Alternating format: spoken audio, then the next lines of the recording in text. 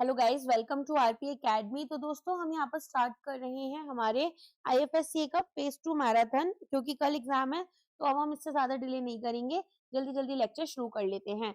तो सबसे पहले यहाँ पर बात हो रही है IFSC trustee and custodian regulations 2025, जो कि 2025 अक्टूबर में आए थे। तो पूछ रहे हैं जो प्राइमरी रोल है कस्टोडियन का वो क्या रहता है। एक फंड मैनेजर की तरह काम करेंगे और इन्वेस्टमेंट डिसीजंस लेंगे। लीगल ट्रस्टीशिप यहाँ पर सर्विसेज प्रोवाइड करेंगे फंड में। एविडेंस सर्विसेज प्रोवाइड करते हैं जैसे सेफ कीपिंग एंड सिक्योरिटीज, या फिर कलेक्ट करना इनकम एंड सेटल करना trade on behalf of a fund और क्लाइंट, या फिर यहाँ पर ऑडिट करेंगे financial statements of the trust. तो इसका आंसर क्या हो जाएगा? सी हो जाएगा। हमारे पास में जो कस्टोडियंस होते हैं उनका काम क्या होता है? उनका काम होता है कि वो यहाँ पर जो भी मान लो सिक्योरिटीज खरीदी गई तो उन सिक्योरिटीज को अपने पास में सेफली रखते हैं, इनकम को कलेक्ट कर रहे होते हैं, ट्रेड सेटलमेंट करवाते हैं। इंडिया में यूजुअली ये काम कौन करता है? सीसीआईएल करता है, clearing corporation of India limited. Okay, तो यहाँ पर हमारे पास में ट्रस्टी कौन होते हैं? एक ट्रस्टी जैसे कोई बैंक है जो कि लीगल ओनर हुए और फिड्यूशरी हुए फंड के, ठीक है, फंड यहाँ पर इनका है और इंश्योर करेंगे कि जो फंड मैनेजर हैं वो अडियर कर रहे हैं टू द ट्रस्ट डीड, जो रूल्स हमारे हैं। और कस्टोडियन जो होते हैं वो सेफ कीपर हैं एसेट के। तो इनकी जो जॉब है वो ऑप्शनल है। सबसे पहले तो ये यहाँ पर सिक्योरिटीज होल्ड कर सकते हैं सिक्योर डीमेट अकाउंट में, फिर ये ट्रेड को सेटल कर सकते हैं डिलीवरी वर्सेस पेमेंट में, इनकम कलेक्ट कर सकते हैं on behalf of the fund. तो ये जो फ्रेमवर्क है ये एक मैच्योर फंड मैनेजमेंट इकोसिस्टम के लिए होता है। ठीक है, आ गया समझ में? तो अब यहाँ पर क्या क्या की इंफॉर्मेशन है इस पर्टिकुलर फंड से रिलेटेड। सबसे पहले तो हमें बोला गया है कि जितनी भी retail schemes, open ended restricted schemes हैं, या फिर स्कीम्स जिसमें एसेट अंडर मैनेजमेंट आपका $70 मिलियन से ज्यादा का है, ठीक है, ऐसी सिचुएशन में आपको एक कस्टोडियन रखना ही होगा।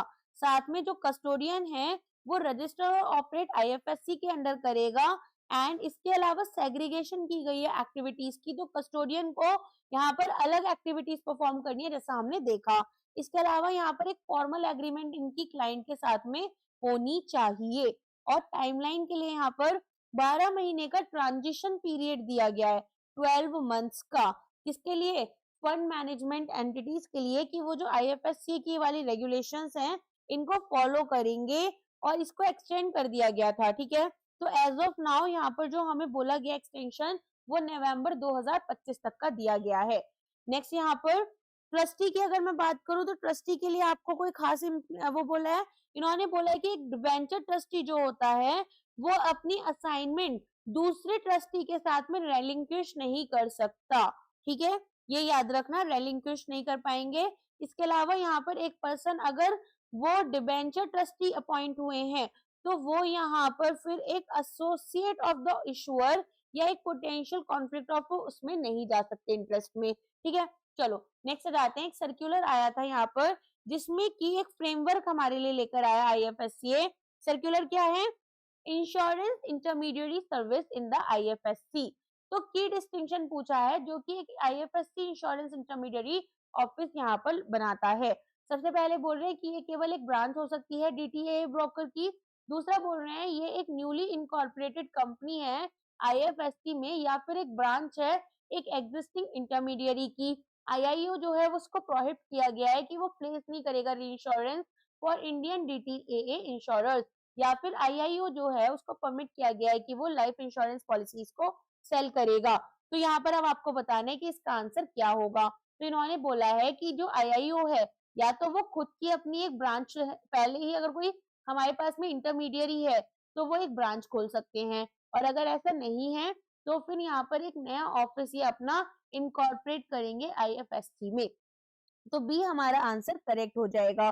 तो हमारे पास में अलग अलग तरह के इंश्योरेंस इंटरमीडिएरी सर्विसेज होते हैं, जैसे कॉम्पोजिट ब्रोकर होते हैं जो कि डायरेक्ट री इंश्योरेंस और कंपोजिट इंश्योरेंस सब कुछ हैंडल करेंगे। फिर होते हैं कॉर्पोरेट एजेंट। कॉर्पोरेट एजेंट क्या करते हैं? वो अपने इंश्योरर के बिहाफ पर एक्ट कर रहे होते हैं। डायरेक्ट ब्रोकर यहाँ पर डायरेक्ट इंश्योरेंस बिजनेस देखते हैं, री इंश्योरेंस ब्रोकर री इंश्योरेंस बिजनेसेस देखते हैं, ठीक है। तो यहाँ पर अब हमें जो रेगुलेटरी रिक्वायरमेंट है इसके according specific minimum capital requirement जो हमें अगर यहाँ पर इंटरमीडिएरी सेटअप करनी है तो $100,000, याद रखना, $100,000 एक डायरेक्ट इंश्योरेंस ब्रोकर के लिए होता है। और जो रजिस्टर्ड आईआईओज होते हैं वो डायरेक्ट यहाँ पर क्या कर सकते हैं, इंश्योरेंस बिजनेस कर सकते हैं विद क्लाइंट्स आईएफएससी में। अदर एसईजेड्स में भी कर सकते हैं आउटसाइड इंडिया, या फिर डोमेस्टिक टैरिफ एरियाज में कर सकते हैं। री इंश्योरेंस एंड कंपोजिट ब्रोकर्स होते हैं तो उनको ब्रॉडर ओपिनियंस यहाँ पर दिए जाते हैं। तो यहाँ पर हम क्या कर रहे हैं, एक हब बना रहे हैं इंश्योरेंस ब्रोकिंग, री इंश्योरेंस प्लेसमेंट और रिस्क मैनेजमेंट सर्विसेज का। और ये जो फ्रेमवर्क है ये फ्लेक्सिबल होगा। इंश्योरेंस इंटरमीडिएरी ऑफिस जो है उसको दो ब्रांच हम तरीके से खोल सकते हैं, जैसा बताया था, या तो एक नई ब्रांच खोल लेंगे या तो एक नई इनकॉर्पोरेटेड कंपनी हो सकती है। और जो बिजनेस है वो ग्लोबल क्लाइंट्स को और डोमेस्टिक टैरिफ एरिया क्लाइंट्स को सबको यहाँ पर सर्व करेगा। नेक्स्ट आ जाते हैं draft IFSC currency and other contracts regulation October 2025।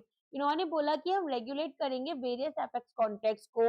तो फंडामेंटल डिफरेंस क्या है करेंसी ऑप्शन और करेंसी फ्यूचर में, इसको बहुत ध्यान से समझते हुए जाना। सबसे पहले समझते हैं फ्यूचर क्या होता है। अच्छा, फ्यूचर और फॉरवर्ड में फिर मैं डिफरेंस भी बताऊंगी। ए और बी, ए यहाँ पर एक्सपोर्टर है, बी यहाँ पर इम्पोर्टर है। ठीक है। अब ए ने सामान खरीदा बी से, सॉरी ए ने सामान भेजा बी को, बी ने बोला पेमेंट मैं 6 महीने के बाद कर सकता हूँ। ओके, तो यहाँ पर अब हो सकता है कि उतने टाइम में जो करेंसी है उसका प्राइस चेंज हो जाए। तो इन्होंने डिसाइड किया कि हम ना एक काम करेंगे, $1 80 की है, इस प्राइस के साथ में एक फ्यूचर कॉन्ट्रैक्ट साइन कर लेते हैं। अब यहाँ पर क्योंकि फ्यूचर है तो फ्यूचर होता है आपका एक्सचेंज पर, लेटर से एनएससी आईएक्स पर हुआ। ठीक है। तो ये जो कॉन्ट्रैक्ट है इसके अंदर एक मार्जिनल हमारे पास अकाउंट खोला जाता है जिसमें हम इनिशियल मार्जिन और कुछ कैश रखते हैं। और ए और बी ने यहाँ पर ये कॉन्ट्रैक्ट साइन करा। अब मान लो यहाँ पर जो डॉलर का प्राइस है वो बढ़ गया। अब क्योंकि डॉलर का प्राइस बढ़ गया तो इम्पोर्टर को नुकसान होगा, है ना। अब इम्पोर्टर को अगर नुकसान होगा और इन्होंने फ्यूचर कॉन्ट्रैक्ट साइन कर रखा है तो मार्जिनल मनी से अमाउंट कटता रहेगा जितना भी यहाँ नुकसान हुआ। लेटर से $1 यहाँ पर 85 रुपीज की हो गई। तो अब यहाँ पर इनको 85 रुपीज देने पड़ेंगे, है ना, $1 के लिए। तो ये क्या कर रहे हैं, इनको लग रहा है लॉस ज्यादा ना हो जाए, एक एग्जिट पोजीशन लेना चाहते हैं। तो एग्जिट पोजीशन कब ले सकते हैं, जब यहाँ पर मार्जिनल मनी के अकाउंट के थ्रू जो लॉस हुआ है बी को वो ये यहाँ पर रीपे कर दे। वो पैसा किसके पास जाएगा, ए के। तो यहाँ पर हमारी जो काउंटर पार्टी है बी वो डिफॉल्ट कर सकती थी, अब वो डिफॉल्ट नहीं कर पाएगी। तो फ्यूचर में एक तो ये होता है, एक मार्जिनल मनी का ऑप्शन होता है। लेकिन अगर एक फॉरवर्ड एग्रीमेंट होता है तो फॉरवर्ड एग्रीमेंट में हमारे पास में काउंटर पार्टी रिस्क होता है क्योंकि वो ओवर द काउंटर होते हैं। इतना समझ में आ गया। अब आ जाओ ऑप्शंस पर। ऑप्शन क्या है, मान लो यहाँ पर $1 जो है वो 80 रुपीज का था और मैंने यहाँ पर खरीदा एक कॉल ऑप्शन। कॉल ऑप्शन में मैंने डिसाइड किया कि यहाँ पर मैं इसको यहाँ पर लेकर चलूंगी, लेटर से $1, अभी करंट रेट 80 चल रहा है, मैंने डिसाइड किया था 75। ठीक है। तो यहाँ पर ये महंगा हो गया, लेकिन मुझे यहाँ पर कॉल ऑप्शन में क्या मिलता है, राइट टू बाय। तो मैं सस्ते रेट में खरीदूंगी 75 रुपीज में, तो मैं इसे एक्सरसाइज कर लूंगी 75 पर। मान लो ये जो प्राइस है ये 90 रुपए हो जाता है $1 का।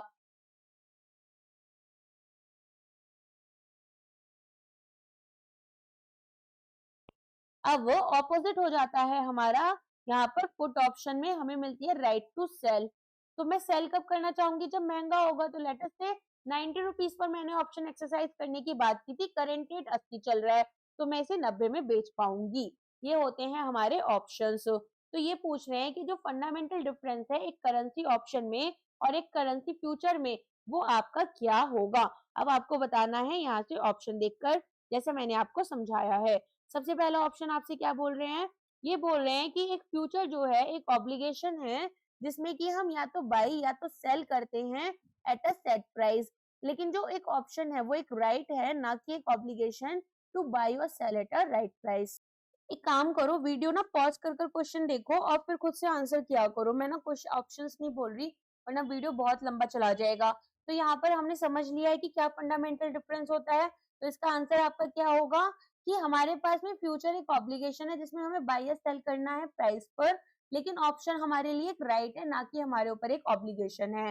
तो यहाँ पर करेंसी फ्यूचर में क्या होगा, मान लो $1 फ्यूचर आपने खरीदा जिसको आपने लॉक इन किया। तो हमें यहाँ पर उस अग्रीड प्राइस पर ही इसको एक्सपायरी पर खरीदना होता है। लेकिन कॉल ऑप्शन में मेरे पास ऑप्शन है कि मैं खरीदना चाहती हूँ या नहीं खरीदना चाहती, ठीक है। अच्छा, अब यहाँ पर हमारे पास में जो अक्टूबर में ये हमारे वो आई है, रेगुलेशंस आई हैं, इसमें हमने कुछ अलग अलग तरह की रेगुलेशंस देखी, ठीक है। तो सबसे पहले हमें समझना होगा कि बुलियन मार्केट में इन्होंने क्या बोला था। इन्होंने बोला है कि एक इंटीग्रेटेड हमें इकोसिस्टम बनाना है, बुलियन ट्रेडिंग का, एक्सचेंजेस का, डिपॉजिटरीज का, और एक ग्लोबल इन हाउस सेंटर्स में हमने बोला कि यहाँ पर हमें जो जीआईसी सेंटर्स हैं उन्हें एक फाइनेंशियल सर्विस बतानी है। ग्लोबल इन हाउस सेंटर्स जो हैं वो अब हमारे लिए फाइनेंशियल सर्विसेज बन चुके हैं। साथ में यहाँ पर हमारे लिए कुछ फ्रेमवर्क्स वगैरह आए थे जिसको हमने ऑलरेडी कवर कर लिया है। नेक्स्ट आ जाते हैं, आईएफएससीए ने यहाँ पर एक फ्रेमवर्क इंट्रोड्यूस किया है, international trade financing services ITFS by IFSCA, जिसमें आपसे पूछा है कि क्या की डिफरेंस है फैक्टरिंग और फोरफिटिंग में। तो मैं आपको फैक्टरिंग और फोरफिटिंग अलग से समझा देती हूँ। फैक्टरिंग क्या होता है, सबसे पहले ये समझो। फैक्टर यहाँ पर होते हैं हमारे पास में जो हमारे बैंक है या कोई फाइनेंशियल इंस्टीट्यूशन है। तो जो ए था, एक्सपोर्टर था, ए ने सामान भेजा था बी के पास में। अब बी ने बोला था मैं पैसा जो है 6 महीने के बाद दूंगा। तो ए ने क्या किया, जो बिल था, बिल लेकर वो अपने बैंक के पास गया, बोला 6 महीने के बाद पैसा आएगा, तुम मुझे अभी पेमेंट कर दो। और यहाँ पर बैंक बोलते हैं ठीक है, मैं तुम्हें 75 से 80% तक का पेमेंट अभी कर देता हूँ, बचा हुआ मैं तुमको जब यहाँ पर मैच्योरिटी हो जाएगी इस बिल की 6 महीने के बाद तब कर दूंगा, और साथ में एक डिस्काउंट फी अपना कमीशन काट लूंगा। ये ए एग्री कर जाते हैं और ये यहाँ पर इसको दे देते हैं। अब फैक्टरिंग में हमारे पास दो ऑप्शन होते हैं, एक होता है विद रिकोर्स और एक होता है विदाउट रिकोर्स। तो जब हमारे पास में विद रिकोर्स होता है, तो विद रिकोर्स में मान लो अगर बी डिफॉल्ट कर गए पेमेंट पर, बी ने पैसा नहीं दिया, तो ऐसी सिचुएशन में ए जो है, ठीक है, ए को बैंक को सारा पैसा वापस करना पड़ेगा। और विदाउट रिकोर्स में, विदाउट रिकोर्स मतलब यहाँ पर आप वापस नहीं जा सकते हो। आप वापस किसके पास में उस रास्ते पर नहीं जा पाओगे, एक्सपोर्टर के पास में। तो अगर बी डिफॉल्ट कर गया तो बैंक को सारा लॉस लेना पड़ेगा। अब फोरफिटिंग क्या होता है, देखो, फैक्टरिंग होता है शॉर्ट टर्म के लिए, फोरफिटिंग होता है मीडियम से लॉन्ग टर्म के लिए।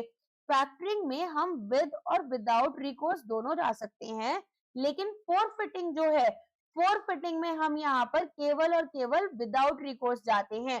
तो अगर लॉस भी हो गया तो सारा लॉस बैंक का होगा, बैंक ही नुकसान में जाएगा बेचारा, यहाँ पर एक्सपोर्टर को कोई फर्क नहीं पड़ने वाला, ठीक है, एक्सपोर्टर को उसका पैसा मिल जाएगा। आगे समझ में। तो यहाँ पर अब देख लेते हैं, अब इसको ऑप्शन को आप एक बार जल्दी से वीडियो अपना पॉज कर कर रीड कर लो ऑप्शंस, मैं आपको फिर आंसर बताती हूँ। 10 9 8 7 6 5 4 3 2 1, यहाँ पर आंसर आपका बी हो जाएगा, ठीक है। तो फैक्टरिंग हमारी विद रिकोर्स और विदाउट रिकोर्स दोनों होती है। विद रिकोर्स में क्या होगा, एक्सपोर्टर जो है वो लायबल है अगर बायर डिफॉल्ट कर गया, मतलब एक्सपोर्टर को पैसा बैंक को वापस करना पड़ेगा। फोरफिटिंग विदाउट रिकोर्स होती है, फाइनेंशियल यहाँ पर 100% डिफॉल्ट रिस्क का लेकर चलता है। ओके, तो यहाँ पर इस तरीके से हमारे पास में फैक्टरिंग शॉर्ट टर्म होती है और आईटीएफएस जो है वो बाई करेगा इनवॉइस को। यहाँ पर हमारे पास मीडियम या लॉन्ग टर्म रहता है 1 से 5 साल।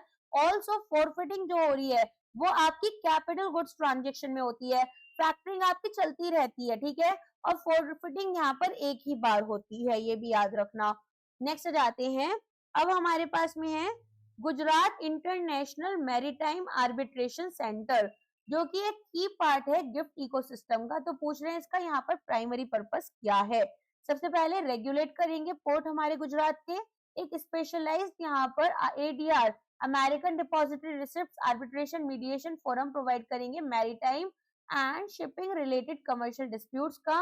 एक्ट करेंगे as profit and loss club as insurer for shipping companies, या फिर फाइनेंस करेंगे कंस्ट्रक्शन ऑफ न्यू शिप्स। तो यहाँ पर GIMAC that is Gujarat international maritime arbitration centre, ये क्या है, ये यहाँ पर पहला commercial maritime cluster ecosystem provide कर रहा है गिफ्ट सिटी में, और ये हमें specialised ADR arbitration mediation forum provide करेगा ताकि मैरीटाइम और शिपिंग रिलेटेड कमर्शियल डिस्प्यूट्स हम हैंडल कर पाए।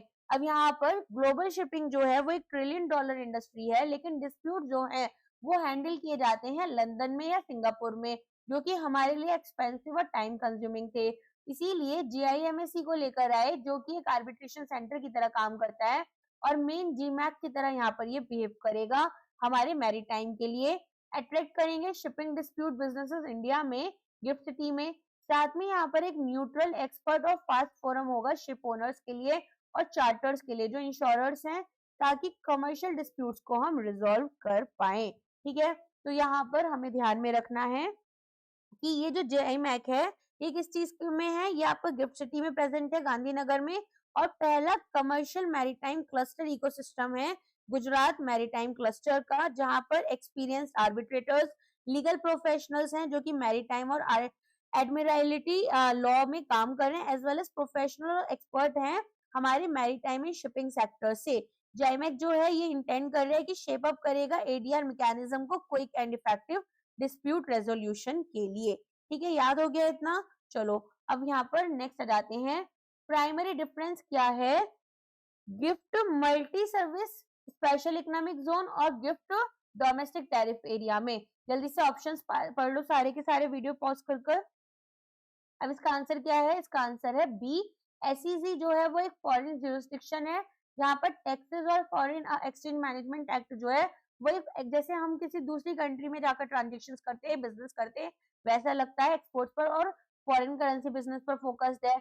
और जो डोमेस्टिक टैरिफ एरिया होता है गिफ्ट सिटी का, वो INR बिजनेस पर यहाँ पर सपोर्ट कर रहा है हमारे स्पेशल इकोनॉमिक जोन्स को। तो गिफ्ट सिटी को हमने दो पार्ट्स में डिवाइड किया है, गिफ्ट SEZ और गिफ्ट डोमेस्टिक टैरिफ एरिया। ये लार्जर टैक्स एडवांटेज पार्ट है, ट्रीट करते हैं इसको फॉरेन टेरिटरी की तरह, टैक्स और फेमस पर्पसेस से। बिजनेस हमारा फॉरेन करेंसीज में होता है।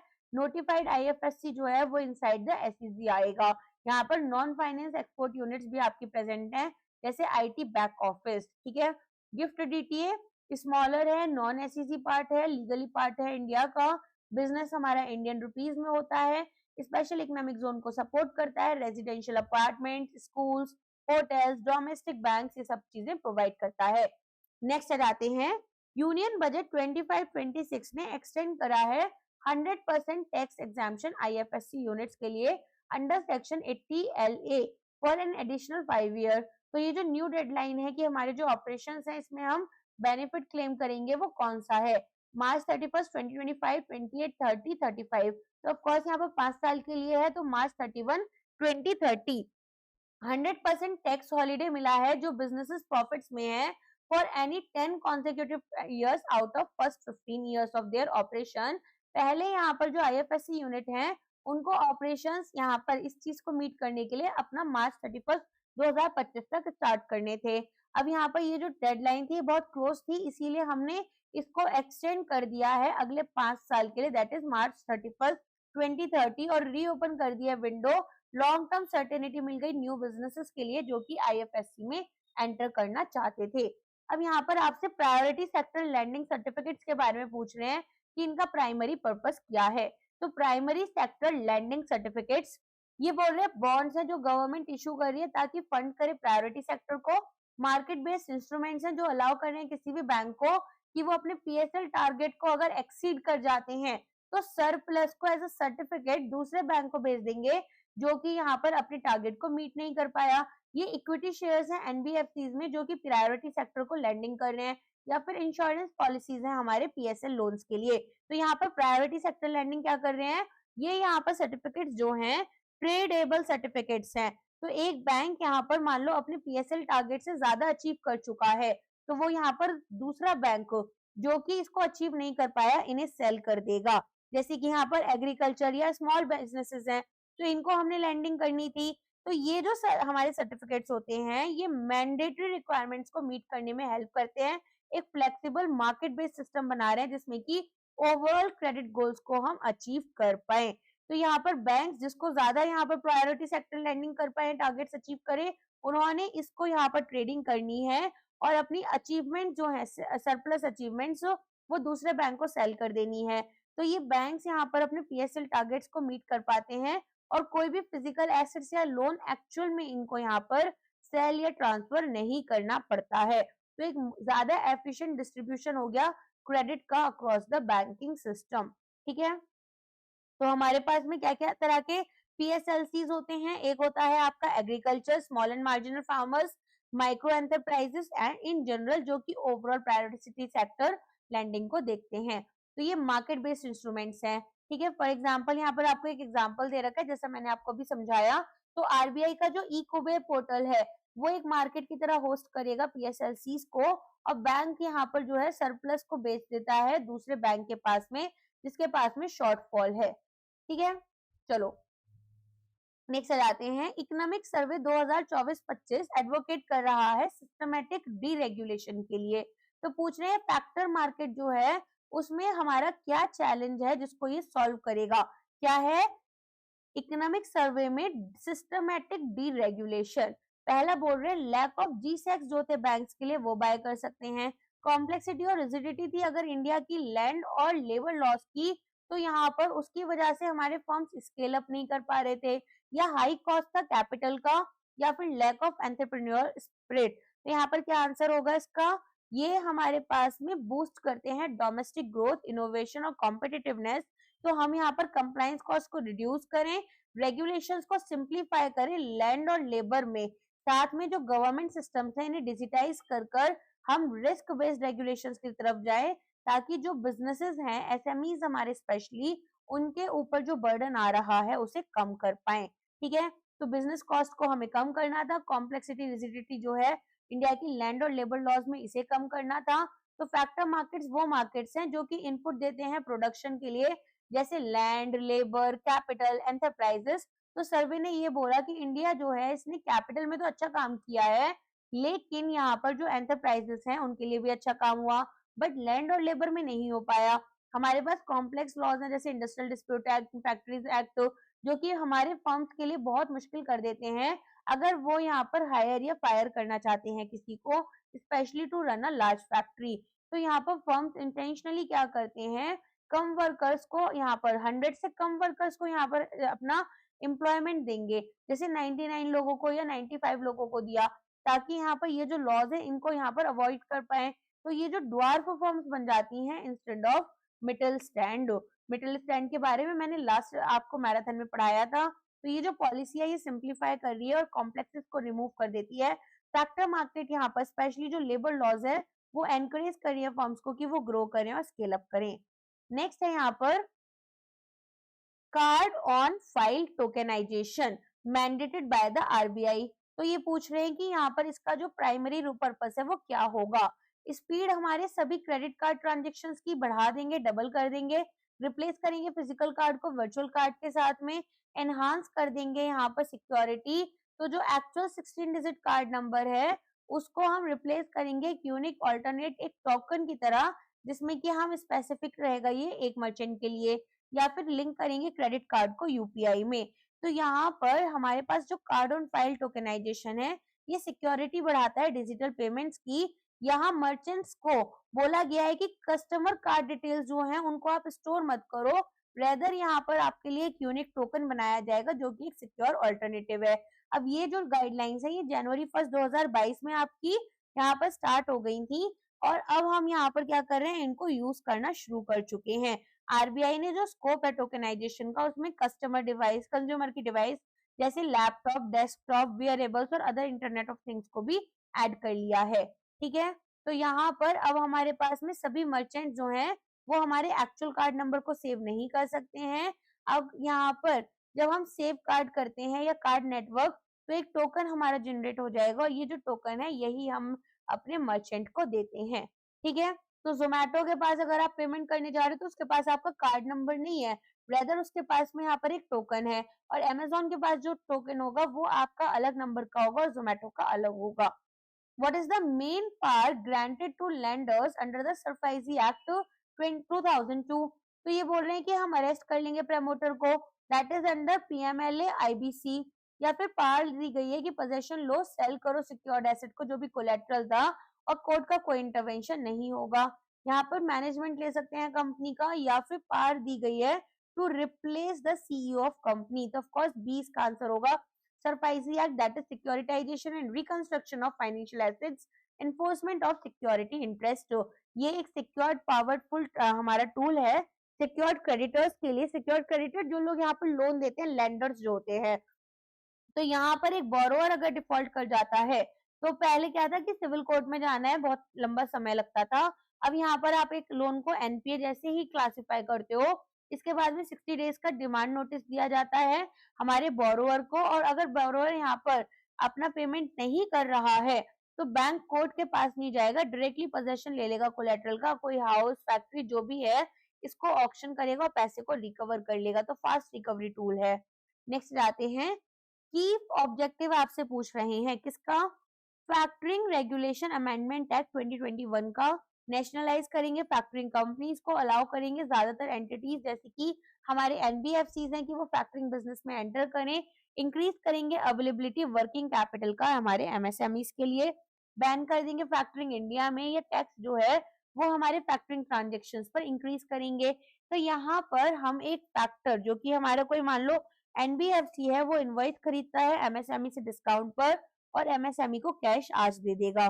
पहले हम यहाँ पर ऐसा नहीं कर पा रहे थे, तो जितने भी रिस्ट्रिक्टिव रूल्स थे वो सब हटा दिए गए और यहाँ पर जितने भी एनबीएफसीज हैं वो एक फैक्टरिंग बिजनेस अब स्टार्ट कर सकते हैं। Insolvency and bankruptcy board of India का प्राइमरी रोल क्या है, एक बैड बैंक की तरह एक्ट करना, एक कोर्ट की तरह, एक रेगुलेटर की तरह एक्ट करना, या फिर एक लेंडर की तरह। तो ऑफ कोर्स यहाँ पर एक रेगुलेटर की तरह काम करेंगे insolvency profession and insolvency process में। तो यहाँ पर एक न्यू सिस्टम बनाया गया जिसमें 4 पिलर्स रखे गए, लॉ, जज, प्रोफेशनल्स और रेगुलेटर्स। तो आईबीसी कोड जो था वो हमारा पहला पिलर था। जज यहाँ पर एडजुडिकेटर होते हैं, तो नेशनल कंपनी लॉ ट्रिब्यूनल ये हमारे केसेस को सुनते हैं और ऑर्डर्स पास करते हैं। प्रोफेशनल्स में इंसॉल्वेंसी प्रोफेशनल्स और रेजोल्यूशन प्रोफेशनल्स ये कंपनी को रन करते हैं ड्यूरिंग द सीआईआरपी। जो रेगुलेटर है वो आपका कौन रहेगा, insolvency bankruptcy board of India. तो यहाँ पर इनकी जॉब है कि ये केवल और केवल ना ही यहाँ पर केसेस को हियर करेंगे क्योंकि वो तो एनसीएलटी कर लेगा, ये यहाँ पर रेगुलेट करेंगे other parts of the ecosystem, जैसे कि हमारे इंसॉल्वेंसी प्रोफेशनल्स को रेगुलेट करना, लाइसेंस देना, इनको रूल सेट करना इनके लिए, फिर इनको यहाँ पर रेगुलेशन में ट्रेनिंग वगैरह करनी और डिटेल्ड रेगुलेशंस इनको प्रोवाइड करना सीआईआरपी या फिर लिक्विडेशन प्रोसेस से रिलेटेड। नेक्स्ट जाते हैं कैपिटल मार्केट में फंडामेंटल डिफरेंस पूछा गया है एक alternative investment fund category 1 and 2 में। तो हाल फिलहाल में इससे रिलेटेड हमारा आरबीआई का सर्कुलर भी आया था, तो ये इंपॉर्टेंट हो जाता है। बोल रहे कैटेगरी 1 में आपके पास venture capital, startup, SME, infra, category 2 में प्राइवेट इक्विटी और डेट फंड है। कैट 1 में बोल रहे हैं हेज फंड्स है, यहाँ पर डेट फंड्स है, domestic investors, foreign FPI investors, open ended liquid या फिर क्लोज एंडेड। तो यहाँ पर इसका आंसर आपका ए हो जाएगा। Venture capital, startup, SME, infrastructure ये सब आपके कैटेगरी 1 के अंडर आते हैं और जो बाकी हमारे पास प्राइवेट इक्विटी और डेट फंड्स हैं ये कैटेगरी 2 में आते हैं। तो एआईएफ कैटेगरी 1 कौन सा है, वो फंड जो कि हम अर्ली स्टेज में इन्वेस्ट कर रहे हैं या फिर सोशली डिजायरेबल सेक्टर्स में, तो गवर्नमेंट यहाँ पर इनको प्रमोट करना चाहती है। Venture capital, SME funds, infrastructure funds, social impact funds, यहाँ पर प्रेफरेंशियल टैक्स ट्रीटमेंट इनको मिलता है। एआईएफ कैटेगरी 2 में स्टैंडर्ड फंड्स हैं जो कि हमारे कैटेगरी 1 या 3 में फिट नहीं होते, यहाँ पर इनको गवर्नमेंट इंसेंटिव्स नहीं मिलते। प्राइवेट इक्विटी इन्वेस्ट करते हैं मैच्योर अनलिस्टेड कंपनीज में, रियल एस्टेट फंड्स में, प्राइवेट क्रेडिट या डेट फंड्स में। एआईएफ कैटेगरी 3 की बात कर ले तो high risk complex strategy fund है ये, जिसमें कि यहाँ पर हमारे पास में हेज फंड्स आते हैं, long short, high leverage, algorithmic trading आती है यहाँ पर हमारी एचएफटी फंड्स की, ठीक है। तो यहाँ पर प्राइमरी डिफरेंस पूछा गया है between a treasury bill and a cash management bill. तो आप यहाँ पर देखेंगे टी बिल्स ये बोल रहे हैं कि देखो मैं एग्जांपल में इससे छोड़ो ऐसे ही बता देती हूँ। टी बिल्स आपके होते हैं 91 ड्यूरेशन डेज के लिए इंटू टू 182 डेज के लिए इंटू टू 364। तो 3 तरह की मैच्योरिटी होती है, ठीक है, 182, 91 और 364 डेज। लेकिन अगर गवर्नमेंट को कैश मैनेजमेंट बिल क्यों चाहिए, क्योंकि 91 डेज से अगर कम पैसा चाहिए तो फिर कैश मैनेजमेंट बिल्स हेल्प कर रहे होते हैं, ठीक है। अब ये जो टी बिल्स होते हैं, इन टी बिल्स में हम ये देखेंगे कि यहाँ पर हमारे पास में कोई भी इनको यूज कर सकता है। जैसे हमारे पास में सेकेंडरी मार्केट में ट्रेड हो रहे थे वैसे सीएमबीज भी होते हैं, लेकिन यहाँ पर कुछ चीजें हैं जैसे टेम्पररी कैश फ्लो मिसमैच हुआ तो सीएमबीज यूज आएंगे। अदरवाइज टी-बिल्स यूज आते हैं। टी-बिल्स जो होते हैं वो बेंचमार्क रेट्स में भी हेल्प करते हैं। सीएमबी आपको बेंचमार्क रेट्स में यूज नहीं होता है। तो यहाँ पर एक रेगुलर गवर्नमेंट सिक्योरिटी है जिसमें कि वे फिस्कल डेफिसिट को फाइनेंस करेंगे, और कैश मैनेजमेंट बिल्स भी यहाँ पर एक एडहॉक गवर्नमेंट सिक्योरिटी है जो कि टेम्पररी कैश फ्लो मिसमैच को यूज करते हैं। तो यहाँ पर हमारे पास में शेड्यूल इनका इरेगुलर होता है। क्या करता है आरबीआई, अगर इनको कल ऑक्शन करना है तो आज न्यूज़पेपर में डिटेल दे देता है, ठीक है। तो ये एडहॉक होते हैं, जब जरूरत होगी तभी इनको लेकर आएंगे, और इनकी मैच्योरिटी हमेशा 91 डेज से कम होगी। ये रेगुलर प्रेडिक्टेबल होते हैं, हर हफ्ते ऑक्शन के थ्रू आते हैं, गवर्नमेंट के डेफिसिट को फाइनेंस कर रहे होते हैं। नेक्स्ट क्वेश्चन है, what is the difference between a real estate investment trust and infrastructure investment trust. तो ये तो आपको पता ही चल जाएगा। देखो, रिट्स और इन्वेट्स आए क्यों, तो अब डायरेक्टली यहाँ पर अगर एक रियल एस्टेट प्रॉपर्टी खरीदनी है तो बहुत पैसा चाहिए। लेट अस से यहाँ पर मान लो 50 लाख, 1 लाख, 20 लाख, इस तरह से चाहिए। अब मेरे पास 5 लाख रुपए और मैं रियल एस्टेट में इन्वेस्ट करना चाहती हूँ, तो मैं इन इन्वेस्टमेंट ट्रस्ट को यहाँ पर इनमें इन्वेस्ट कर दूंगी, ठीक है। तो ये हमारे लिए इसलिए ही आए थे। तो एक रिट जो है वो रियल एस्टेट में इन्वेस्ट करवाता है, जैसे ऑफिस पार्क, मॉल्स, और इन्वेस्ट जो है वो इंफ्रास्ट्रक्चर में। तो रिट्स और इन्वेस्ट जो है आइडेंटिकल होते हैं अपने स्ट्रक्चर और पर्पस में। ये जो ट्रस्ट होते हैं ये ऑफन यहाँ पर कैसे हैं, ओन होते हैं completed cash flow generating assets हैं, और यहाँ पर एटलीस्ट 90% जो कैश फ्लो होता है वो इनका यूनिट होल्डर्स के पास जाता है। अब हमें पूरी प्रॉपर्टी ना मिलकर कुछ यूनिट्स मिल गई, तो यहाँ पर केवल जो अंडरलाइंग एसेट है इनका वही डिफरेंट है। रियल एस्टेट में एटलीस्ट 80% आपका इनकम्प्लीटेड होना चाहिए, रेंट जनरेटिंग रियल एस्टेट होना चाहिए, जैसे ब्रूकफील्ड रीट हो गया, एम्बेसी रीट हो गया। इनविट्स आपका 80% अगेन कंप्लीटेड होना चाहिए। रेवेन्यू जनरेटेड इंफ्रास्ट्रक्चर जैसे पावर ग्रिड इनविट्स हो गए, या फिर नेशनल हाईवे अथॉरिटीज के इनविट्स हो गए, तो ये हमारे होते हैं। नेक्स्ट यहाँ पर for profit social enterprise under the social stock exchange framework, ये क्या होता है। एक एनपीओ जो कि प्रॉफिट लेना चाहता है, एक नॉर्मल फॉर प्रॉफिट कंपनी जिसका प्राइमरी गोल सोशल इम्पैक्ट लेकर आना है, जैसे कोई हेल्थ, एजुकेशन, ना कि प्रॉफिट्स को मैक्सिमाइज करना। एक नॉर्मल कंपनी जो कि अपना 10% प्रॉफिट चैरिटी में दे रही है, या फिर एक सब्सिडरी ऑफ हेज फंड। तो यहाँ पर फॉर प्रॉफिट सोशल एंटरप्राइज कौन सी होगी, नॉर्मल प्रॉफिट मेकिंग कंपनी जो कि जिसका प्राइमरी गोल प्रॉफिट को मैक्सिमाइज करना नहीं, रेदर यहाँ पर सोशल सर्विसेज प्रोवाइड करना है।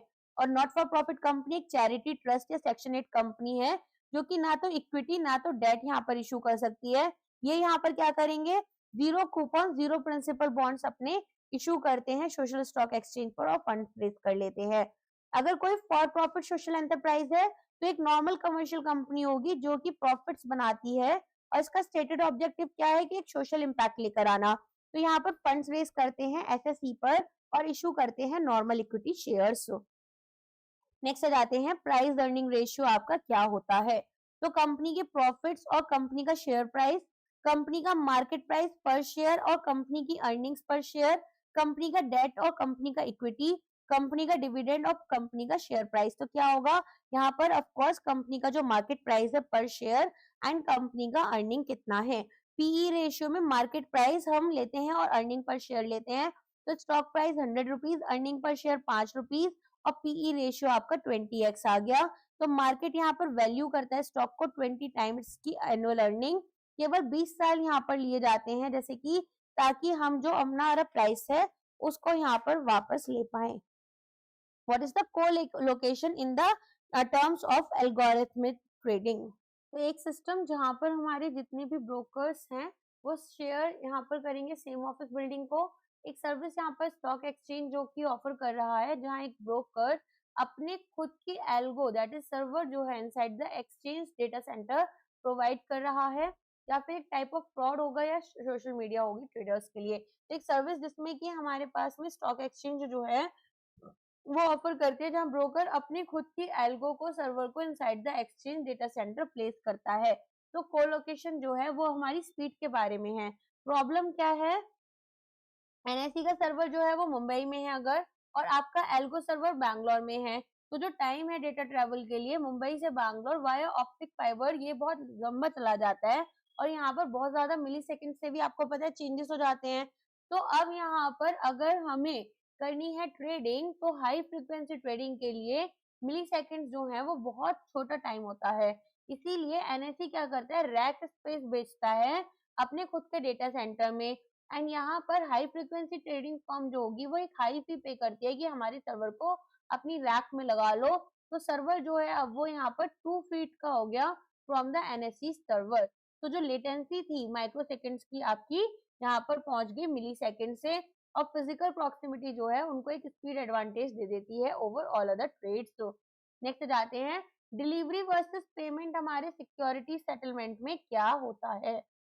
तो एक प्रोसेस जहां पर हमारे पास में बायर जो है वो पहले पे करता है देन रिसीव करता है शेयर्स को, और एक सेटलमेंट मैकेनिज्म जहां पर गारंटी किया जाएगा delivery of securities only happens if and only if the payment जो है वो हमारी साथ में चल रही है, दोनों मतलब चीजें साथ में चलेंगी। तो यहाँ पर वैसे ही होता है, बी ही आपका आंसर है। मैं थोड़ा जल्दी जल्दी कवर कर रही हूँ ताकि ज्यादा क्वेश्चंस हम कवर कर पाए कम टाइम में। डिलीवरी वर्सेस पेमेंट यहाँ पर आपका क्या है, सेटलमेंट रिस्क को कम खत्म कर देता है। तो सेलर जो है वो डिलीवर करेगा, जैसे अपने यहाँ पर मान लो रिलायंस इंडिया के शेयर्स हैं, लेकिन जो बायर है वो बैंकरप्ट हो गया पेमेंट करने से पहले, तो शेयर तो हाथ से चले गए सेलर के। तो इसी को यहाँ पर सॉल्व करने के लिए क्लियरिंग कॉर्पोरेशन जो होता है वो एक एस्क्रो एजेंट की तरह काम करता है। तो यहाँ पर डिपॉजिटरी यहाँ पर यूज करेगा शेयर्स के लिए और बैंक को यूज करेगा कैश के लिए। तो यहाँ पर ट्रांसफर तभी होता है शेयर्स का सेलर के पास से सीसीपी के पास चलेगा शेयर्स, ठीक है। अब सीसीपी के पास से बायर के पास तभी जाएंगे जब बायर से सीसीपी को पेमेंट मिल जाती है, ठीक है। तो यहाँ पर सेलर अपनी शेयर्स को लूज नहीं कर पाएगा और बायर अपनी पेमेंट को लूज नहीं कर पाएगा। नेक्स्ट क्वेश्चन है, what is the composition of insurance regulatory and development authority of India. पहला बोल रहे हैं एक गवर्नर, 4 डिप्टी गवर्नर्स हैं, एक chairperson, 5 full time members, 4 part time, chairperson 6 members, chairperson 4 members. तो इसका आंसर है एक chairperson, 5 full time members, 4 part time members. And यहाँ पर हमारे पास जो 5 फुल टाइम मेंबर्स हैं इसमें हमारे पास एक 10 मेंबर का बॉडी बनता है। 5 फुल टाइम मेंबर्स में हमारे पास में हेड के डिपार्टमेंट्स आ जाते हैं, जैसे लाइफ इंश्योरेंस के लिए, नॉन लाइफ के लिए, फाइनेंस के लिए। 4 पार्ट टाइम मेंबर्स होते हैं जो कि एक्सटर्नल एक्सपर्ट्स हैं या फिर गवर्नमेंट अपॉइंटीज हैं। तो 10 मेंबर का स्ट्रक्चर आपका 1 + 5 + 4 है, जो कि एक स्टैट्यूटरी कंपोजिशन हमारी एडा के लिए बनाता है। नेक्स्ट आ जाते हैं, प्राइमरी रोल क्या है export credit guarantee corporation of India का। तो यहाँ पर आप देखेंगे कि हमें डायरेक्ट लोन्स देने हैं अगर एक्सपोर्टर्स को, इंस्पेक्शन एजेंसी की तरह काम करेगा। देखो एक्सपोर्ट क्रेडिट इंश्योरेंस प्रोवाइड करता है इंडियन एक्सपोर्टर्स को, इसकी अलग अलग पॉलिसीज होती हैं, स्टैंडर्ड पॉलिसी होती है, ठीक है। स्पेसिफिक शिपमेंट पॉलिसी होती है कि कोई एक पर्टिकुलर शिपमेंट को ही यहाँ पर कवर कर रहे हैं। बायर स्पेसिफिक होती है जिसमें कि एक बायर को ही कवर करेंगे, एक बड़ा एक्सपोर्टर का है, एक बड़ा बायर है तो केवल उसी को कवर कर रहे हैं, तो इंश्योरेंस प्रोवाइड कर रहे होते हैं। और ये जो इंश्योरेंस है ये 2 फॉर्म में देते हैं, एक होता है प्री शिपमेंट कि शिपमेंट से पहले यहाँ पर आपको क्रेडिट दिया जा रहा है या इंश्योरेंस प्रोवाइड किया जा रहा है ना। और दूसरा होता है पोस्ट शिपमेंट, साथ में जो ईसीजीसी है वो इंश्योरेंस उस बैंक को भी देती है जो एक्सपोर्टर को फाइनेंस कर रहा है, और अगर एक्सपोर्टर अपने लिए इंश्योरेंस अलग से लेना चाहता है तो वो भी प्रोवाइड करता है। ईसीजीसी कभी भी 100% अमाउंट कवर नहीं करता, मेजोरिटी ऑफ केसेस में 90%, अदरवाइज 75 से 80% इंश्योरेंस कवरेज करता है, इससे ज्यादा नहीं करता, ठीक है। तो ईसीजीसी यहाँ पर wholly owned by government of India की एनेबलर है इंडिया के एक्सपोर्ट्स का। ये पैसा लैंड नहीं कर रहा, इंश्योरेंस और गारंटीज देता है ताकि रिस्क मैनेज हो। तो एक्सपोर्टर यहाँ पर प्रोडक्ट क्या रहेगा, जैसे ट्रेड क्रेडिट इंश्योरेंस। तो ईसीजीसी यहाँ पर एक्सपोर्टर को प्रोटेक्ट करता है अगर कोई फॉरेन बायर अपना डिफॉल्ट कर गया पेमेंट्स पर। और बैंक यहाँ पर क्या करे, अगर लैंडिंग कर रहा है एक्सपोर्टर को तो एक्सपोर्ट क्रेडिट गारंटी प्रोवाइड करेगा, जिसमें बैंक अगर लोन दे रहा है तो बैंक को इंश्योरेंस दिया जा रहा है। अच्छा एक केस और होता है, मान लो कोई सॉवरेन गवर्नमेंट है, लेटेस्ट से भूटान हमारे कंपनी से जैसे अडानी से यहाँ पर एक अपना अभी हाइड्रो पावर प्रोजेक्ट बनवा रहा है। तो वो जो हाइड्रो पावर प्रोजेक्ट भूटान बनवा रहा है, अगर भूटान को यहाँ पर इंश्योरेंस चाहिए या फिर क्रेडिट फैसिलिटीज चाहिए, ठीक है, तो ऐसे में यहाँ पर अगर भूटान इंडिया के बैंक से ही लोन ले रहा है तो ऐसी सिचुएशन में ईसीजीसी इंडिया के बैंक को इंश्योरेंस दे देगा, तो बायर को भी यहाँ पर इंश्योरेंस मिल जाता है ताकि हम अपने एक्सपोर्ट्स को प्रमोट कर पाए। What is the Fidelity guarantee insurance policy.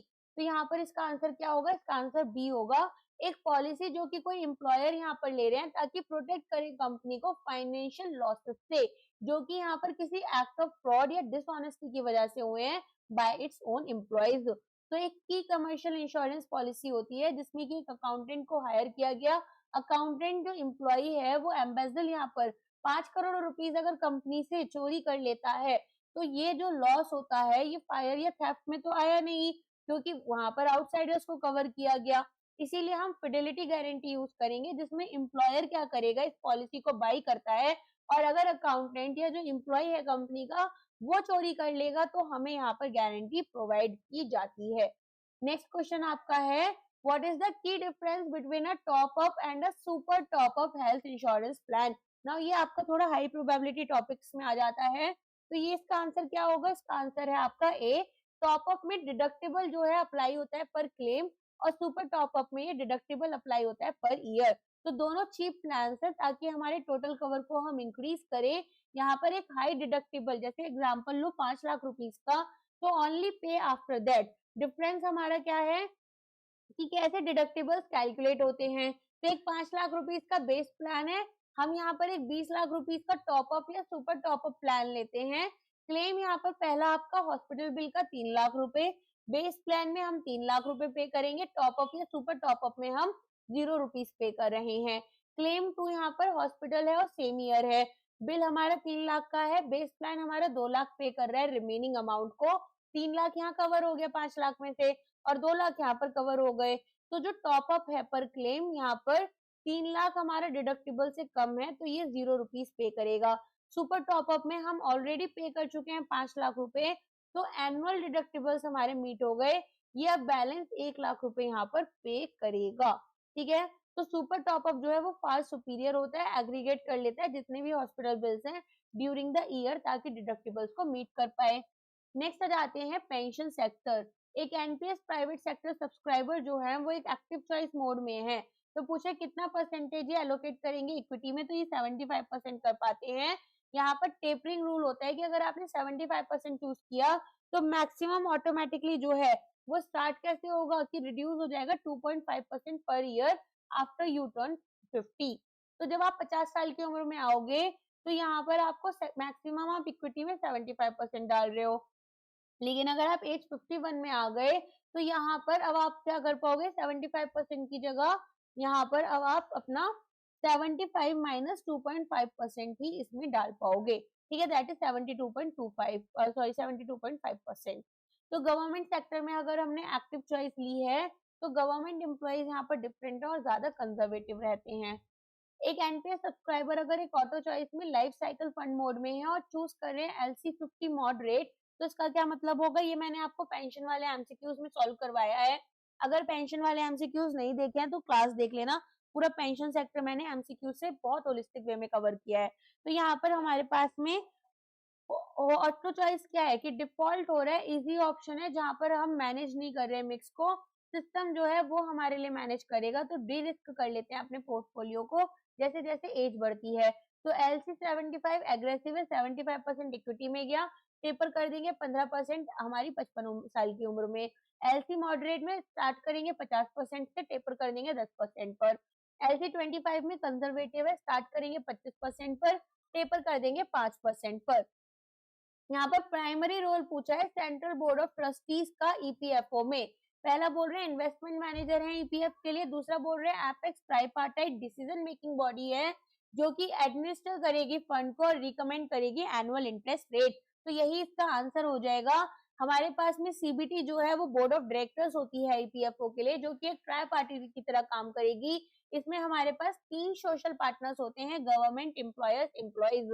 तो हमारे रिप्रेजेंटेटिव 50 सीआईआई से आएंगे, एम्प्लॉयज में ट्रेड यूनियन से लोग आते हैं, और यूनियन लेबर मिनिस्टर जो हैं वो हमारे चेयरमैन रहते हैं। तो ये जो बोर्ड है ये पूरे के पूरे ईपीएफ, ईपीएस, ईडीएलआई को यहाँ पर एडमिनिस्टर करता है। और हमारी जो मोस्ट इंपॉर्टेंट जॉब है वो क्या है कि जो सीबीटी है वो फंड को, ये अर्निंग्स को रिव्यू करता है और डिसाइड करता है एनुअल इंटरेस्ट रेट, एंड जितने भी यहाँ पर मेंबर्स हैं वो इसको यहाँ पर रिसीव करते हैं। नेक्स्ट क्वेश्चन है, एक एनपीएस गवर्नमेंट सेक्टर ने NPS government sector subscriber active choice mode में है तो मैक्सिमम परसेंटेज क्या होगी जो कि वो इक्विटी में एलोकेट कर सकते हैं।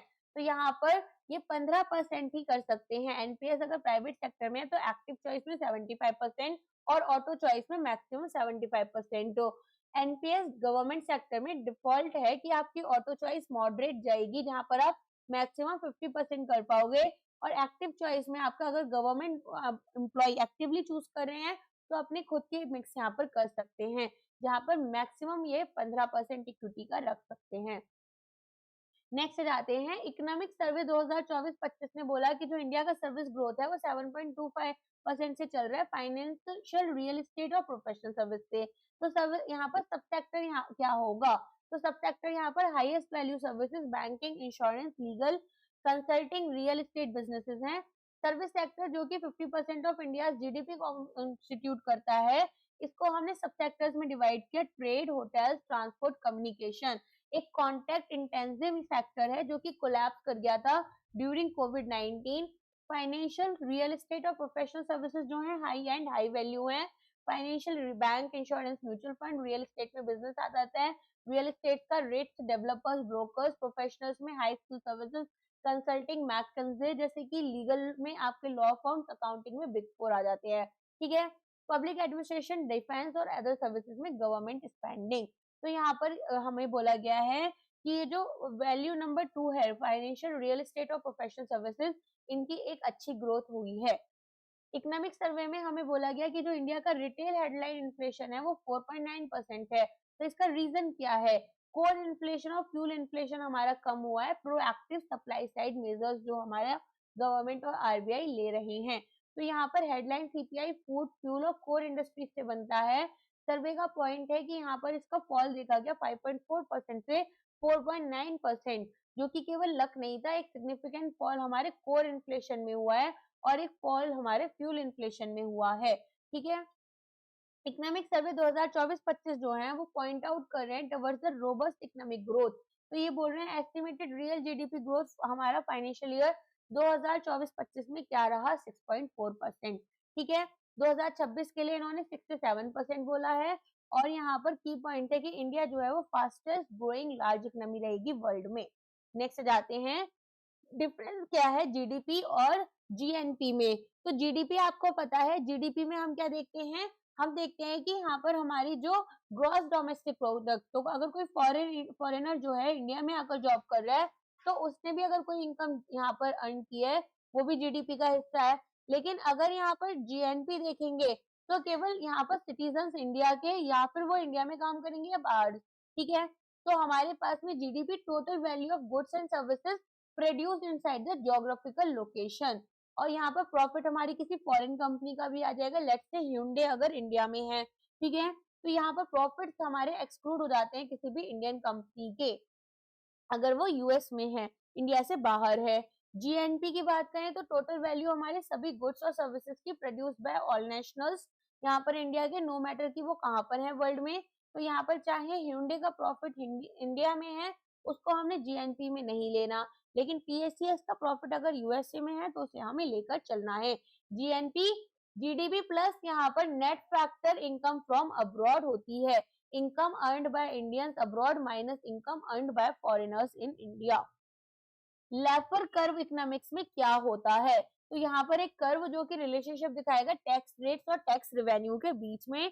तो ये एक हम्प शेप्ड यू कर्व हमारा रहता है, जिसमें कि हमारे पास एक एक्स एक्सिस में टैक्स रेट्स होते हैं और टैक्स रेवेन्यू हमारे पास यहाँ पर वाई एक्सिस में होते हैं। तो एट 0% टैक्स रेट रेवेन्यू भी हमारा 0 होता है, और अगर 100% टैक्स रेट है तो ऐसे में कोई भी काम नहीं करेगा क्योंकि गवर्नमेंट सारा पैसा ले लेगी, तो रेवेन्यू अगेन हमारा 0 होगा। देयरफॉर हम यहाँ पर कहाँ काम कर रहे होते हैं, 100 से 0% के बीच में काम कर रहे होते हैं। ठीक है, तो सप्लाई साइडर्स ये आर्ग्यू करते हैं कि जो करंट टैक्स रेट्स हैं वो बहुत हाई हैं, on the right side of the hump है। ठीक है, जिसकी वजह से अगर हम टैक्स रेट्स को कम करेंगे तो वर्क हमारा बढ़ेगा, इन्वेस्टमेंट बढ़ेगी और टोटल टैक्स रेवेन्यू जो है वो भी इंक्रीज हो जाएगा। टोटल फर्टिलिटी रेट यहाँ पर पूछ रहे हैं कि क्या होता है, ये भी मैंने आपको करवाया था। तो average number of children a woman should bear in life time. तो यहाँ पर ये हमारे लिए TFR होता है। मैजिक नंबर है रिप्लेसमेंट रेट TFR का 2.1, इंडिया में करेंटली ये 1.9 तक पहुंच चुका है, ठीक है। तो हम यहाँ पर रिप्लेसमेंट रेट से नीचे आ चुके हैं। पीएम कुसुम स्कीम के बारे में पूछ रहे हैं कि ये यहाँ पर क्या होती है। एक स्कीम जो कि सोलर एनर्जी को एग्रीकल्चर में प्रमोट कर रही है। किसान ऊर्जा सुरक्षा एवं उत्थान अभियान एक की स्कीम है ग्रीन एनर्जी और फार्मर्स की इनकम के लिए, जिसमें हमें डिजिटलाइज एग्रीकल्चर को करना और डबल करनी है फार्मर्स की इनकम। तो यहाँ पर 3 कंपोनेंट्स है। कंपोनेंट ए जिसमें फार्मर्स जो हैं इंस्टॉल करेंगे small power plants on their barren land और सेल करेंगे पावर ग्रिड में, दैट इज डिस्कॉम। कंपोनेंट 2 में सब्सिडीज दी जाती है फार्मर्स को ताकि इंस्टॉल करें stand alone solar power irrigation pumps. Component C में हम सब्सिडीज देते हैं फार्मर्स को ताकि सोलराइज करें existing grid connected irrigation pumps को। नेक्स्ट क्वेश्चन है प्राइमरी डिफरेंस क्या होता है फिस्कल डेफिसिट और रेवेन्यू डेफिसिट में। तो फिस्कल डेफिसिट यहाँ पर total hole in the budget बता रहा है कि यहाँ पर कितना हमारा जो है एक्सपेंडिचर होगा, चाहे वो कैपिटल एक्सपेंडिचर हो चाहे वो रेवेन्यू एक्सपेंडिचर हो, माइनस टोटल हमें कितनी इनकम हो रही है, टोटल रिसिप्ट्स। रेवेन्यू एक्सपेंडिचर आपका शॉर्ट टर्म वाला होता है। तो यहाँ पर रेवेन्यू डेफिसिट जो है वो हमें क्या बता रहा है कि शॉर्ट टर्म में हमें कितने लॉसेस हो रहे हैं। ये वर्स्ट काइंड ऑफ डेफिसिट है जिसमें कि हमारी सैलरीज पेंशन सब्सिडीज जो हैं, ठीक है, इसी में सारा पैसा जा रहा है और जो हमारी इनकम है टैक्सेस या कंजम्पशन डिविडेंड्स वो हमारे पास कम है। मीनिंग यहाँ पर हम केवल क्यों बोरो कर रहे हैं, ताकि हम अपने डेली बिल्स को पे कर पाए। गुड डेफिसिट होता है fiscal deficit minus revenue deficit, जो कि हमारी बाकी बोरोइंग्स है। तो यहाँ पर गुड डेफिसिट क्यों बोल रहे हैं, क्योंकि ये जो बचा हुआ पैसा है ये हमारा कैपिटल एसेट्स की तरफ जा रहा है, कैपिटल एक्सपेंडिचर, जहां पर हम infrastructure property plant equipments invest कर रहे हैं। ये पार्ट है आपका पार्ट 7 जिसमें कि हम रैपिड फायर स्टैटिक कॉन्सेप्ट्स करेंगे एंड यहाँ पर ये हमारा फाइनल पार्ट रहेगा। तो पहला पूछ रहा है प्रिंसिपल क्या है कॉस्ट प्रॉक्सिमा का, एकदम से दिमाग में आ जाना चाहिए कि एक लॉस जो है वो डायरेक्टली एफिशिएंटली यहाँ पर जो इंश्योर्ड पेरिल है, ठीक है, वो यहाँ पर जो है क्या उनको पे किया जाएगा, not by a remote uninsured peril. तो यहाँ पर हमारे पास में चेन ऑफ इवेंट प्रॉब्लम अगर आती है तो उसे सॉल्व किया जाएगा। एक इंश्योरर तभी लायबल है अगर जो लॉस हुआ है वो अप्रोक्सीमेटली यहाँ पर जो पैरल है, जो कॉस्ट हमारा कवर हो रहा है उसी के अकॉर्डिंग हुआ है, ठीक है। एक एग्जांपल है कि एक शिप था जिसको एनिमीज ने कैप्चर कर लिया। पॉलिसी यहाँ पर कवर करती है पैरल्स ऑफ द सी जिसमें स्टॉर्म्स आते हैं, लेकिन वॉर को यहाँ पर एक्सक्लूड करती है। अब एनिमीज यहाँ पर डैमेज कर देंगे शिप को, तो डेज लेटर जो डैमेज शिप था वो सिंक कर गया एक माइनर स्टॉर्म में। तो यहाँ पर ओनर क्लेम कर रहा है parallel of the see that is storm. Verdict होगी कि इंश्योरर मना कर देगा। क्यों मना कर देगा, क्योंकि जो रिमोट कॉस्ट था स्टॉर्म था, लेकिन जो प्रॉक्सिमेट डोमिनेंट और एफिशिएंट कॉस्ट था वो था कि यहाँ पर जो डैमेज हो रहा है वो क्यों हो रहा है, क्योंकि एनिमी ने उसे चोरी कर लिया था। नेक्स्ट जाते हैं स्टॉक स्प्लिट क्या होता है। तो स्टॉक स्प्लिट क्या है, मेरे पास 10 स्टॉक्स थे एक कंपनी के, कंपनी ने डिसाइड किया कि वो एक स्टॉक को यहाँ पर 2 पार्ट्स में डिवाइड कर देगी, तो मेरे पास अब 10 स्टॉक्स की जगह 20 स्टॉक्स हो जाएंगे, ठीक है। मैंने कोई नए शेयर्स नहीं खरीदे, लेकिन वो शेयर्स जो हैं वो स्प्लिट हो गए मल्टीपल शेयर्स में। तो यहाँ पर एक स्टॉक स्प्लिट और एक बोनस इशू जो है दोनों ही हमारे पास में नंबर ऑफ शेयर्स को बढ़ा देते हैं, लेकिन जो प्राइस पर शेयर है वो कम हो जाता है, टोटल वैल्यू हमारी सेम रहती है। फॉर एग्जाम्पल अगर हम यहाँ पर रिजर्व से शेयर कैपिटल में जा रहे हैं तो ये क्या होगा, बोनस शेयर होगा, जहां पर हम अपने रिजर्व को यूज कर पैसे को अपने शेयर कैपिटल अकाउंट में डाल देते हैं। एंड यहाँ पर ऐसा नहीं है कि शेयर होल्डर को कोई पैसा देना है, वेदर उनको यहाँ पर कुछ भी चार्ज नहीं किया जाएगा, कंपनी खुद से अपने शेयर होल्डर को गिफ्ट में जैसे शेयर देते हैं, ठीक है। अब स्प्लिट में क्या होता है, कोई भी मनी कहीं पर भी मूव नहीं हो रही, जो शेयर था उसको हमने पार्ट्स में डिवाइड कर दिया, तो जो फेस वैल्यू थी उसको डिवाइड करा है, ठीक है। जबकि बोनस में हमारी जो फेस वैल्यू है उस पर कोई इम्पैक्ट नहीं आ रहा। तो मेन रीजन क्या है इसका, लिक्विडिटी है। 1000 रुपए का जो शेयर है वो बहुत महंगा हो गया हमारे रिटेल इन्वेस्टर्स के लिए, तो अब हम चाहते हैं कि यहाँ पर ऐसे 10 शेयर्स बना दें, ठीक है। तो 100 रुपीज का एक शेयर होगा, तो अब यहाँ पर जिन लोगों के पास 500 रुपीज है वो भी 5 शेयर्स खरीद पाएंगे, तो इसलिए हम यहाँ पर स्टॉक स्प्लिट करते हैं। Small industries development bank of India ये क्या है, एक ऑल इंडिया फाइनेंशियल इंस्टीट्यूशन जो कि प्रमोट करती है, फाइनेंस करती है, डेवलपमेंट कराती है एमएसएमई का और यहाँ पर ये आपका एक डायरेक्ट लेंडर यूजुअली नहीं होता, रिफाइनेंसिंग करती है। तो बैंक ने अगर लोन दिया तो बैंक को लोन ये दे देता है, ठीक है। तो यहाँ पर सिडबी को फंड्स मिलते हैं गवर्नमेंट से, आरबीआई से, वर्ल्ड बैंक से, रिफाइनेंस कर देती है इन फंड्स को बैंक, स्मॉल फाइनेंस बैंक्स और एनबीएफसी में। हमने देखा था इनका प्रॉफिट भी बहुत हाई चला गया था, शायद अगस्त वाले करंट अफेयर्स में कवर किया था। तो ये जो पैसा है ये यहाँ पर केवल और केवल लैंडिंग जो हम एमएसएमई में कर रहे हैं उसमें यूज होता है। साथ में हम मेजर गवर्नमेंट स्कीम जैसे fund of fund for startups यहाँ पर रन करते हैं, ठीक है। अच्छा, तरुण प्लस कैटेगरी ऐड हुई है, ये आपको पता है ना, सिडबी में जो हमारी स्कीम आती है तो वो तरुण प्लस कैटेगरी क्या है वो बताओ, मैंने कवर किया हुआ है इसको अलग से। एक एनपीएस सब्सक्राइबर टीयर 1 जो है वो कंट्रीब्यूट कर रहे हैं 2 साल के लिए और एग्जिट लेना चाहते हैं फॉर एन इमरजेंसी। तो इनका जो कॉर्पस है वो 1 लाख है। तो पूछ रहे हैं कि विड्रॉल्स के लिए हमारे पास में क्या रूल्स रहेंगे। तो यहाँ पर सबसे पहले बोल रहे हैं विड्रॉल अलाउड नहीं है। हाँ, ऑफ कोर्स अलाउड नहीं है, 3 साल के लिए वेट करना होता है पार्शियल विड्रॉल में। तो जो लॉक इन होता है एनपीएस में वो एटलीस्ट 3 साल का होता है। सब्सक्राइबर जो होते हैं उनको केवल 2 साल दिए जाते हैं, अगर वो यहाँ पर तो ऐसे में इनएलिजिबल हो जाएगा। अमाउंट जो है वो यहाँ पर हम देखेंगे कि अगर वो एलिजिबल हैं तो मैक्सिमम वो 25% ही अपने कॉन्ट्रीब्यूशन का ले सकते हैं और ऐसा वो अपनी पूरी लाइफ टाइम में 3 बार ही कर सकते हैं। तो प्री मेच्योर एग्जिट अलग होता है जिसमें हम फंड से ही क्विट कर रहे हैं जो कि अलाउड है, लेकिन देन हमें अमाउंट को 80% एन्यूटाइज करना होगा। What is call money rate?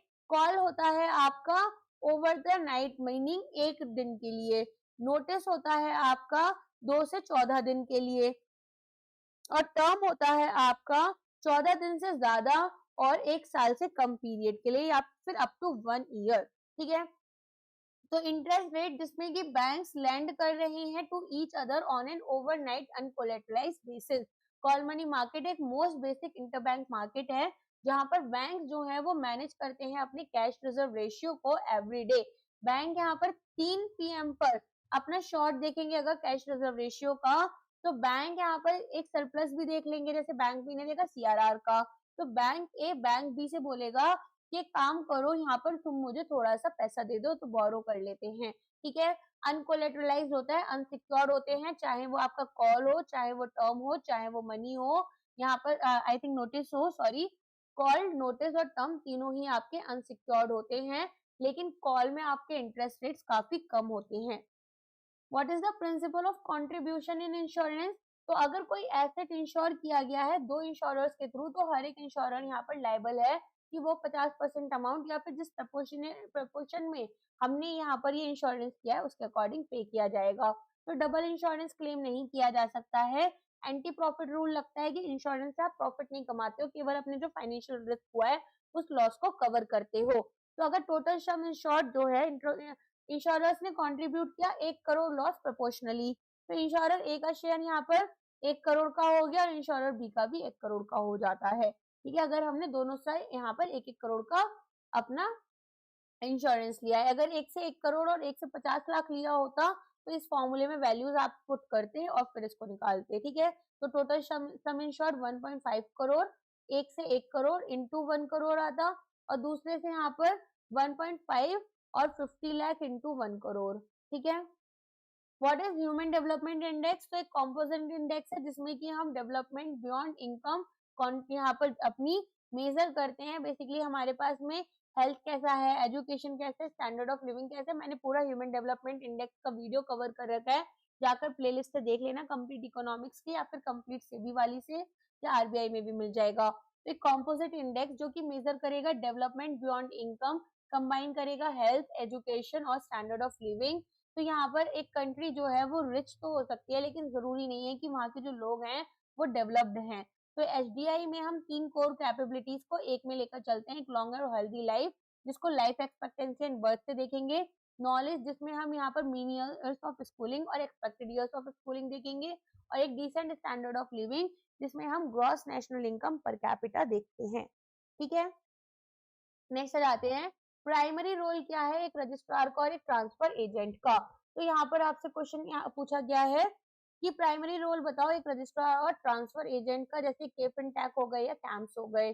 तो यहाँ पर ये हमारे लिए ऑपरेशनल बैकबोन बनाते हैं इन्वेस्टर सर्विसिंग के लिए, जहाँ पर इनके जो क्लाइंट है एक म्यूचुअल फंड या फिर एक कंपनी हो सकती है।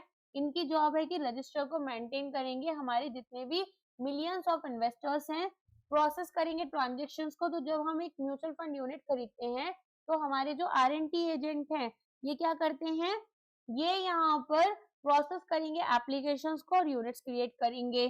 प्रोसेस पे आउट्स में जब रिलायंस यहाँ पर डिक्लेयर करेगा डिविडेंड तो आर&टी एजेंट कैलकुलेट करेंगे कि किसको कितना अमाउंट देना है, और चेंज यहाँ पर अगर कोई भी एड्रेस नॉमिनी अपडेट डीमैट हो रहा है तो वो भी हमारे आर&टी एजेंट ही करते हैं। तो ये एक बुक कीपर की तरह काम करेंगे म्यूचुअल फंड या कंपनी के लिए, और मास्टर लिस्ट बनाकर रखते हैं हमारे सभी इन्वेस्टर्स की। ठीक है, तो registrar and transfer agent. Next आते हैं national payment corporation of India जो है उनका प्राइमरी रोल क्या है, एक अम्ब्रेला ऑर्गेनाइजेशन जिसको यहाँ पर हमारे जितने भी रिटेल ट्रांजेक्शन्स हैं वो यहाँ पर ऑपरेट करने होते हैं। तो पेमेंट सिस्टम की तरह ये हेल्प करता है। UPI, IMPS, net, RuPay, NECTC, CTS और एस्ट्रिक 99 हैशटैग, ये यहाँ पर यूएसएसडी बेस्ड मोबाइल बैंकिंग, ये सब चीजें सर्विसेज एनपीसीआई लेकर आया है। जीएसटी कॉम्पनसेशन टू स्टेट्स यहाँ पर क्या है, तो यहाँ पर हमारे पास में टेम्पररी 5 साल का प्रॉमिस है बाय सेंटर टू पे एनी शॉर्टफॉल इन स्टेट्स रेवेन्यू बिलो अ गारंटीड 14% ग्रोथ हो। तो 2017 में ये डील हुई थी जिसमें कि स्टेट जो थे वो अपनी टैक्सिंग पावर्स को गिव अप कर रहे थे, लेकिन यहाँ पर उनको फियर था रेवेन्यू लूज करने का। तो एक कॉम्पनसेशन एक्ट लेकर आए जिसमें कि सेंटर ने बोला कि 5 साल के लिए यहाँ पर एक गारंटी दी जाएगी जिसमें कि 14% ईयर ऑन ईयर ग्रोथ अगर स्टेट्स के टैक्स रेवेन्यू में नहीं होती है तो ऐसे में जीएसटी कॉम्पनसेशन ये प्रोवाइड करेंगे। मॉनेटरी पॉलिसी कॉरिडोर यहाँ पर क्या होता है, तो एसडीएफ और एमसीएफ पढ़ा था, एमएसएफ पढ़ा था, यहाँ पर इन्हीं का डिफरेंस होता है। तो एक पॉलिसी रेट होता है रेपो रेट जो कि टारगेट होता है, सीलिंग यहाँ पर हमारे पास में होती है, सीलिंग इज लाइक आपका maximum rate, marginal standing facility जिसमें कि हमारे पास एक इमरजेंसी रेट है जिसमें एक बैंक बोरो कर रहा है आरबीआई से, और यहाँ पर कोई भी बैंक अगर कभी भी बोरो करेगा दूसरे बैंक से तो इसको 6.75% के इंटरेस्ट रेट से ज्यादा यहाँ पर चार्ज करना होगा। तो ऐसा ये करेंगे, अगर सॉरी चार्ज नहीं करना होगा, ठीक है। और फ्लोर रेट होता है मिनिमम कि आप यहाँ पर इससे कम में नहीं जा सकते हो, तो कोई भी बैंक इससे कम में लैंडिंग नहीं कर सकता। तो कॉल मनी रेट जो होते हैं वो हमारे इस कॉरिडोर के बीच में ही रहते हैं 6.25 से 6.75। एक इंफ्रास्ट्रक्चर फाइनेंस कंपनी के बारे में बात हो रही है, तो ये पूछ रहे हैं कि ये क्या होती है, एक एनबीएफसी जिसके पास 75% इसके जो एसेट्स हैं वो इंफ्रास्ट्रक्चर लोन्स में जा रहे हैं। ठीक है, तो आरबीआई के डेफिनेशन के अकॉर्डिंग एक एनबीएफसी आईएफसी जो होता है वो है जिसमें कि दो कंडीशंस हैं, एसेट टेस्ट जहां पर एटलीस्ट 75% इसके जो टोटल एसेट्स हैं वो इंफ्रास्ट्रक्चर लोन्स में होने चाहिए, रेटिंग टेस्ट जहां पर इसकी मिनिमम नेट ओन फंड जो है वो 300 करोड़ या फिर एक मिनिमम क्रेडिट रेटिंग ए होनी चाहिए। तो ये हमारे स्पेशलिस्ट होते हैं लॉन्ग टर्म इंफ्रा लैंडिंग में, आरबीआई जो है इनको बेनिफिट्स देती है और ये यहाँ पर एक्सटर्नल कमर्शियल बोरोइंग्स जो है वो ज्यादा आसानी से कर पाते हैं। नेक्स्ट जाते हैं, according to IFSC act 2019 authority जो है इसमें 9 मेंबर्स होते हैं, एक चेयरपर्सन, 2 गवर्नमेंट ऑफ इंडिया के मेंबर्स और 2 अदर मेंबर्स। तो यहाँ पर बाकी 4 मेंबर्स कौन होते हैं, तो हर एक मेंबर यहाँ पर आरबीआई, सेबी, एडा और पीएफआरडी अपनी साइड से नॉमिनेट करते हैं। ठीक है, तो 9 मेंबर्स होते हैं, चेयरपर्सन को सेंट्रल गवर्नमेंट अपॉइंट करेगी, 2 मेंबर सेंट्रल गवर्नमेंट की मिनिस्ट्री ऑफ फाइनेंस जैसे आ गए, 4 मेंबर एक्स ऑफिसर होते हैं, एक सर्विंग मेंबर या ऑफिशियल जिनको नॉमिनेट यहाँ पर डोमेस्टिक रेगुलेटर्स जैसे आरबीआई, सेबी, पीएफआरडीए और एडा करते हैं। इसके अलावा 2 मेंबर्स यहाँ पर सेंट्रल गवर्नमेंट रिकमेंडेशन के अकॉर्डिंग अपॉइंट करती है। तो ये जो सर्विस ऑफिशियल्स होते हैं ये यहाँ पर इंश्योर करते हैं सीमलेस कोऑर्डिनेशन हो, कंसिस्टेंसी बनी रहे पॉलिसीज में और जो रेगुलेटरी गैप्स या कॉन्ट्रडिक्शंस हैं वो आईएफएससी और डीटीए में नहीं आए। नेक्स्ट जाते हैं, व्हाट इज डिसइंफ्लेशन। डिसइंफ्लेशन यहाँ पर मैंने आपको बताया था कि जो हमारा इन्फ्लेशन का रेट है वो गिर गया, तो पहले अगर इन्फ्लेशन 4% से बढ़ रहा था अब ये 2% से बढ़ रहा है।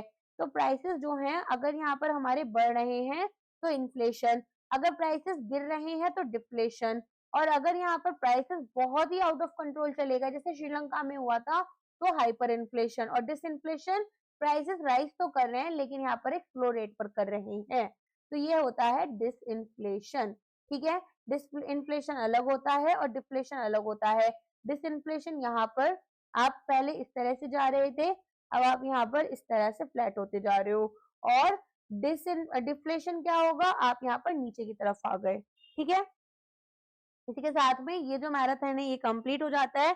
All the very very very best for your exam. यहाँ पर I hope, I really wish कि आप लोगों का एग्जाम क्लियर हो।